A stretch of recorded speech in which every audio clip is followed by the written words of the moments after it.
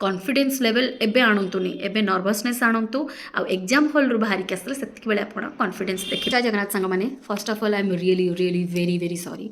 बहुत लेट कर देली वीडियो ए वीडियोटी बनैबा पई एक्चुअली आपण माने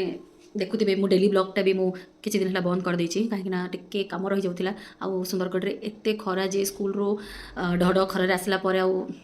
वीडियो ही बनवा इच्छा हुए आ फोन फोन एत ताती जाए जे फोन धरिया को भी इच्छा हुए सो से खाली शॉर्ट्स गुरा अपलोड करूली तो आउ लेट करवानी आज केमी मो प्रिपरेशन करूली टीचरशिप सीबीटीटा केमती देली कौन कली मो बैकग्राउंडटा कौन मो कौन बीएड करी मो सब्जेक्ट कौन केमती थिला सब मुझे कहि तो लेट्स गेट स्टार्टेड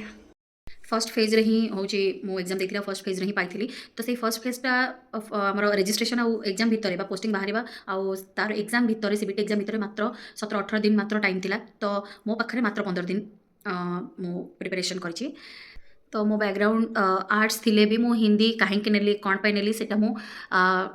आउ गोटे केबे गोटे वीडियो रे बनैबी नहले वीडियोटा बहुत लंबा हो मु बस कही दूची मो केमिति प्रिपरेशन करूथली कौन थिला कौन नहीं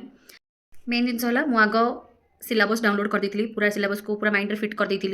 मत पढ़ार अच्छी आ गोटे भी स्किप करार ना 15 दिन भितर मत मो subject Hindi GS current affairs pedagogy तापर आमर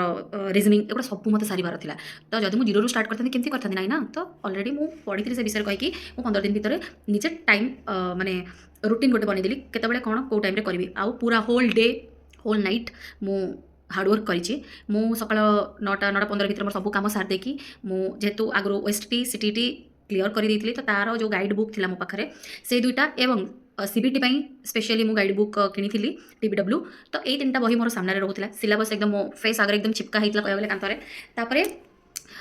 मु रूटीन कर देती हिंदीर जेहेतु मोर अधिका भी बहुत सब्जेक्ट था मतलब कंप्लीट करार था यहाँ केतबेले पढ़ी यहाँ केतबेले पढ़ी यहाँ केतबेले पढ़ी सब रूटीन कर देती से अनुसार पूरा टाइम देखु थाए पढ़ुए मतलब ये भर कभर करार अच्छी आउ लेजी हेले हेनी तो मुझे से बुस्टअप करी मत केमी भी सारी आ गोटे सेकेंड भी मु मिछ कहूनी गोटे सेकेंड भी मु माइंड एपट सेपट करनी मत सारिबार अच्छी आउ यहाँ मोर पूरा चलूला पढ़ा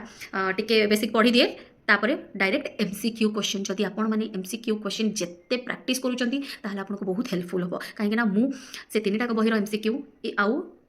यूट्यूब रे से जो टॉपिक रे मु पढ़ुଥାଏ ताको सर्च मारी दिए जहाँ भी क्वेश्चंस आसे बा जहाँ भी किसी भी वीडियोस आसे ताको भल से सुने आउ ऑलवेज यूज अ पेंसिल जिते आप एमसीक्यू करूचंती ताकि आप इरेज करेंगे आउ से एमसीक्यूटा को आप 10 थर लेखा करूँ 10 थर जिते आप एमसीक्यू प्रैक्टिस करेंगे से आपंकर डाउट क्लीयर हो एलिमिनेशन प्रोसेसटा आपको से आसे जो किसी डाउट आसो ताने नुहे सब जाक एलिमिनेशन प्रोसेस करेंगे सेमती हेनी धर 5टारू 2टा आप डाउट रे आसुँच 5टा क्वेश्चन रू 3टा एकदम कन्फर्म अच्छी आउ 2टा क्वेश्चन आप डाउट अच्छे तो से आप एलिमिनेशन प्रोसेसटा लगातु आ सब जाक करेंगे मैंने आपंकर मे बी नेगेटिव मार्किंग भी सब आसीज तो से हिसाब से मु रूटीन कर देती मोर आउ डेली डेली मु सकाळ से 9:15 बा 9:30 जहाँ भी मु उठला परे मु एकदम पढ़ापढ़ी करी पूरा 1:30 तापर मो रूममेट थिले निकी जाओ सी हेल्प करते टे रोसे बसारे जाओ सी भी एसबीआई क्लरिकल पाई जाइछंती बहुत बढ़िया अच्छा सी भी बहुत मेहनती झीटा थैंक यू निकी तो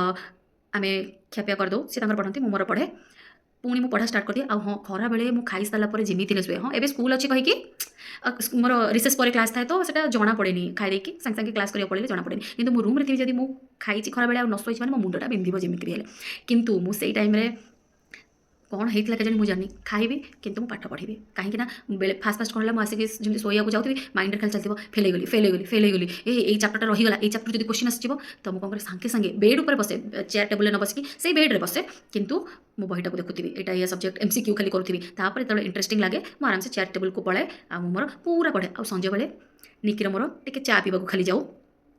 चाटा टे जरूरी ना तो चा पीवा जाऊ चा पीके आसी सारा पुणी पढ़ा स्टार्ट हुए आउ रहा घरे कथा अलरेडी मुझे कही मत ये टाइम टोटाली मत फोन करनी खाली गोटे थर मत फोन कर दिन को 10 थर फोन कर दरकार नहीं गोटे थर फोन कर पचारदेव खाइचु पीचु पढ़ुचु भल अच्छु सरला तापर मुझे टाइम कौ सांग सांगे कथा होनी फोन रे किसी भी मोर एत कहीं मुझे चाहूँ मोर गोटे सेकेंड भी माने बर्बाद हो जाऊ तो टिके घर खाली कथा गली एति हाँ ना सरला पुणी पढ़ा स्टार्ट हो राति 3टा 3:30 4टा तो एति मु 15 दिन लगातार करी इवन वैक्सीन से टाइम कोरोना वैक्सीन देता है आपने जानते वैक्सीन देला केमती हुए से टाइम मत एत डर लगे मुझे बेसी डर से इंजेक्शन डर ही मोर अधा प्राण पलाए फिर भी मुझे वैक्सीन देकी आसी मुंड कौन होता ସେଦିନ ଅବଶ୍ୟ 2:30 ଯାଏଁ ପଢ଼ିଛି, 3:30 ଯାଏଁ ଆଉ ଯାଇପାରିଲିନି, ମୋତେ ବହୁତ ନିଦ ଲାଗୁଥିଲା, ବହୁତ ହାଲିଆ ଲାଗୁଥିଲା। କିନ୍ତୁ ସକାଳେ ମୁଁ 9ଟାରେ ନ ଉଠିକି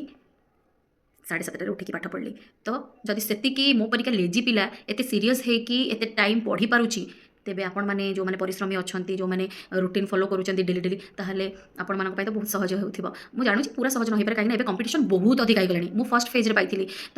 ସେଇଟା ଆମ ପାଇଁ ବହୁତ କଷ୍ଟ ଥିଲା। ଆଉ ଏବେ ଯେହେତୁ କମ୍ପିଟିସନ୍ ଏତେ ବଢ଼ିଯାଇଛି, ପ୍ରିଲିମ୍ ମେନ୍ ଦୁଇଟାକ ରହୁଛି, ତ ଆପଣମାନଙ୍କ ପାଇଁ ତ ଆହୁରି କଷ୍ଟ ଲାଗୁଥିବ। କିନ୍ତୁ କିଛି ଆପଣ ସେଇ ବିଷୟରେ ଭାବନ୍ତୁନି। ସବୁବେଳେ ନିଜ ଉପରେ ନିଜର ଭରସା ରଖନ୍ତୁ। କେମିତି ମୁଁ ଅଧିକା ଟାଇମ୍ ମୋ ପଢ଼ାକୁ ଦେବି, ସବୁ ଯେମିତି କ୍ଲିୟର ହେବି, MCQ ପ୍ରାକ୍ଟିସ୍ କରିବି। ସମସ୍ତଙ୍କର ନିଜର ୱେ ଅଫ୍ ଲର୍ଣ୍ଣିଂ ଅଛି, କେମିତି ମୁଁ ପ୍ରିପାରେସନ୍ ହେବି। ମୋ ପ୍ରିପାରେସନ୍ ମୁଁ ଏଇଟା କହିଥିଲି, ମୁଁ ବହୁତ ଲେଜି ହେଇକି ବି ମୁଁ ଏତିକି ମେହନତ କଲି। ଆଉ ଯେତେବେଳେ ପରୀକ୍ଷା ହଲ୍ରୁ ମୁଁ ବାହାରିକି ଆସିଲି, ନର୍ଭସନେସ୍ ନଥିଲା, କନଫିଡେନ୍ସ ଥିଲା ଯେ ମୁଁ କ୍ଲିୟର କରିଦେବି। ତ ସେଇ କନଫିଡେନ୍ସ ନ ଆସିଲା ପର୍ଯ୍ୟନ୍ତ ଆପଣ ପଢ଼ାପଢ଼ି କରନ୍ତୁ। ତ ମୁଁ ଭାବୁଛି ଆପଣଙ୍କୁ ଏଇ ଭିଡ଼ିଓଟା ବହୁତ ହେଲ୍ପଫୁଲ୍ ହେଇଥିବ, ଯେଉଁମାନେ ପ୍ରିପାରେସନ୍ କରୁଛନ୍ତି। ଆଉ ଯଦି କିଛି ବି ଡାଉଟ୍ ରହିଯାଉଛି, କାହାର କିଛି କ୍ଲିୟର ହେଇପାରୁନି, କାରଣ ଭିଡ଼ିଓଟା ବହୁତ ବଡ଼ ହେଇଯିବ, ମୋତେ କାହିଁ ଲାଗୁନି ଆପଣମାନେ ଏତେ ଇଣ୍ଟରେଷ୍ଟରେ ଇଣ୍ଟରେଷ୍ଟ ସହ ଦେଖିବେ। ତ ଯଦି ଯେଉଁମାନେ ଚାହୁଁଛନ୍ତି ଆଉ କିଛି ଡାଉଟ୍ ଅଛି କି କେମିତି କରିବୁ, କ'ଣ କରିବୁ, ତ ମୋତେ ଇନଷ୍ଟାଗ୍ରାମରେ DM କରନ୍ତୁ। ମୁଁ ମୋ ଇନଷ୍ଟାଗ୍ରାମ ଆଇଡ଼ିଟା ମେନସନ୍ କରିଦେବି ଡିସ୍କ୍ରିପ୍ସନ୍ ବକ୍ସରେ, ତ ଆପଣମାନେ ମୋତେ ସେଠି ପଚାରିପାରିବେ। ତ ଆପଣ ସମସ୍ତଙ୍କୁ ଅଲ୍ ଦ ବେଷ୍ଟ। ମୁଁ ଭାବୁଛି କିଛି ଜଣଙ୍କୁ ମୁଁ ଆଟଲିଷ୍ଟ ଏତିକି ଟିକେ ବି ମୋଟିଭେଟ୍ କରିଥିବି। ଯେମିତିକି ଜଣେ ଭଉଣୀ ସେମିତି ମୋତେ ଇନଷ୍ଟାଗ୍ରାମରେ ମେସେଜ୍ କରିଥିଲେ, ସେ ବହୁତ ନର୍ଭସ୍ ହେଇଯାଉଥିଲେ, ଆଉ ତାଙ୍କ ପ୍ରିପାରେସନ୍ ମୁଁ ଦେଖିଲି, ମୁଁ ଯେମିତି କରୁଛି ସେ ସେମିତି କରୁଛନ୍ତି। ତ ମୁଁ ତାଙ୍କୁ ସେଇ ଜିନିଷ କହିଲି, ଆପଣ ନର୍ଭସନେସ୍ ଆପଣଙ୍କ ଭିତରେ ଅଛି, ବହୁତ ବଢ଼ିଆ କଥା, ଏଇଟା ହିଁ ଆପଣଙ୍କୁ ଆଗକୁ ନେବ। କନଫିଡେନ୍ସ ଲେଭେଲ୍ ଏବେ ଆଣନ୍ତୁନି, ଏବେ ନର୍ଭସନେସ୍ ଆଣନ୍ତୁ। ଆଉ ଏକ୍ଜାମ୍ ହଲ୍ରୁ ବାହାରିକି ଆସିଲେ ସେତିକିବେଳେ ଆପଣ କନଫିଡେନ୍ସ ଦେଖିବେ, ମାନେ ଆପଣଙ୍କର କନଫିଡେନ୍ସ ଲେଭେଲ୍ ସେ ଟାଇମ୍ରେ ବଢ଼ିଯାଇଥିବ। ତ ଏବେ ଆପଣ ନର୍ଭସନେସ୍ ସହିତ ଆପଣଙ୍କର ହାର୍ଡ଼ୱାର୍କ କରନ୍ତୁ, ପୁରା ଯେତେ ପାରୁଛନ୍ତି ସେତେ ପଢ଼ନ୍ତୁ। କାହିଁକିନା ଆପଣ ଭାବନ୍ତୁ ଯେ ଆପଣଙ୍କ ଆଗରେ କେତେ କ୍ୟାଣ୍ଡିଡେଟ୍ ଅଛନ୍ତି, କେତେ ଟଫ୍ ହେଉଛି ଏକ୍ଜାମ୍। ଆଉ ଭରସା ସବୁବେଳେ ରଖନ୍ତୁ, ଭଗବାନଙ୍କ ଉପରେ ବାପା ମାଆଙ୍କ ଆଶୀର୍ବାଦ ଅଛି, ଆଉ ନିଜର ପରିଶ୍ରମ ମଧ୍ୟ ରହିଛି। ଠିକ୍ ଅଛି, ଯେଉଁମାନଙ୍କର କିଛି ଡାଉଟ୍ ହେବ ତ ସେମାନେ ମୋତେ DM କରିଦେବେ ନିଶ୍ଚିନ୍ତ ଇନଷ୍ଟାଗ୍ରାମରେ, ମୁଁ ନିଶ୍ଚିନ୍ତ ଆପଣଙ୍କୁ ହେଲ୍ପ କରିବି। ଆଉ ମୁଁ ବହୁତ ଖୁସି ହେବି ଯେ କିଏ ଯଦି ଟିକେ ମୋଟିଭେଟ୍ ହେଇଥିବେ ମୋ ଦ୍ୱାରା। ମୋତେ ବହୁତ ଭଲ ଲାଗୁଛି କି ନିଜର ଏକ୍ସପିରିଏନ୍ସ ମୁଁ ସେୟାର କଲି। ମୋ ପରିକା ଏତେ ଲେଜି ମଣିଷ ଯଦି କାହାକୁ ଇନ୍ସପାୟାର କରିପାରିଲା ତ ବହୁତ ଭଲ କଥା। ତ ନେକ୍ସଟ ଟାଇମ୍ ଆପଣଙ୍କୁ ଯାହା କିଛି ଡାଉଟ୍ ହେଉଛି କମେଣ୍ଟ ସେକ୍ସନରେ ବି ମଧ୍ୟ ଲେଖିଦିଅନ୍ତୁ। କେମିତି ମୁଁ ହିନ୍ଦୀ B.Ed ନେଲି, କ'ଣ କଲି, ଯଦି ଆପଣମାନେ ଜାଣିବାକୁ ଚାହୁଁଛନ୍ତି ଇଣ୍ଟରେଷ୍ଟିଂ ଷ୍ଟୋରି, ତ ନିଶ୍ଚିନ୍ତ ମେସେଜ୍ କରନ୍ତୁ, ତା ଉପରେ ମୁଁ ଗୋଟେ ଅଲଗା ଭିଡ଼ିଓ ବନେଇବି। ଠିକ୍ ଅଛି, ସମସ୍ତଙ୍କୁ ଅଲ୍ ଦ ବେଷ୍ଟ, ହାର୍ଡ଼ୱାର୍କ କରନ୍ତୁ, ନିଶ୍ଚିନ୍ତ ଆପଣ ମଧ୍ୟ ସକ୍ସେସ୍ ପାଇବେ। ଜୟ ଜଗନ୍ନାଥ।